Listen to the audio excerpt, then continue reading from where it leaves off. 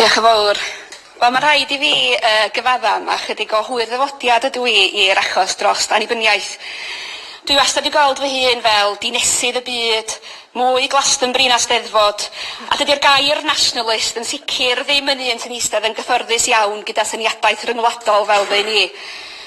Be dwi eisiau weld ydy cymdeithas sydd yn deg, sydd yn gytbwys, sydd yn gweithio bydd ein amgylchedd ac yn cefnogi'r bregus. Cymdeithas lle nad oes hiliaeth a lle cael pob un trigolyn y cyfle i'w fyw i'w llawn potensial, boed bynnag ei dras, ei grefydd, ei iaith neu gyfoes.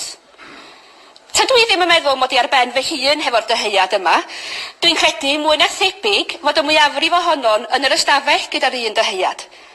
Mi ai'n bellach a datgan fod mod i'n credu fod rhain yn werthoedd neu dyheuadau Cymreig.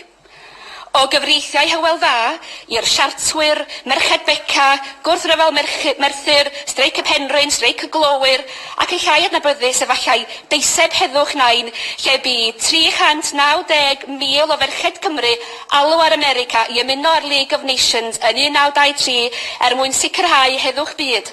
Mae hanes Cymru yn frith o fudiadau a digwyddiadau lle mae'r boblogaeth wedi sefyll yn erbyn anghyfiawnder ac o blaid heddwch. Cymro fi sefydlu y swyddiant gwladol, Cymro fi gychwyn y gwasanaeth iechyd gwladol, Cymru oedd y wlad fasnach 10 gyntaf yn y byd. Ydy'r gwerthoedd yma'n cael ei adlewyrchu yn San Steffan? Nac ydi siŵr. A does gan y 40 o aelodau seneddol pitw sydd gan Gymru ddim cyfle I liwio'r drafodaeth. Beth ydy 40 pleidlais allan o 2600 a hanner? Dim byd. Does gennym ni ddim llais. Does gennym ni ddim llais I wrthwynebu'r dreth ystafell wely, does gennym ni ddim llais I wrthwynebu'r rape clause, dim llais I wrthwynebu carcharu midwyr am dymor di ben draw, dim llais I wrthwynebu credyd cynhwysol. A lle mae hyn di'n gadael ni? Twf o 5,100 mewn defnydd bancia bwyd. Epidemig o ddigartrefedd. 14 miliwn o deuluoedd yn byw mewn tlodi. 120,000 o farwolaethau oherwydd methiannau'r system lles, a 9,000 wedi marw y gaea dwythaf yn unig oherwydd tlodi tanwydd.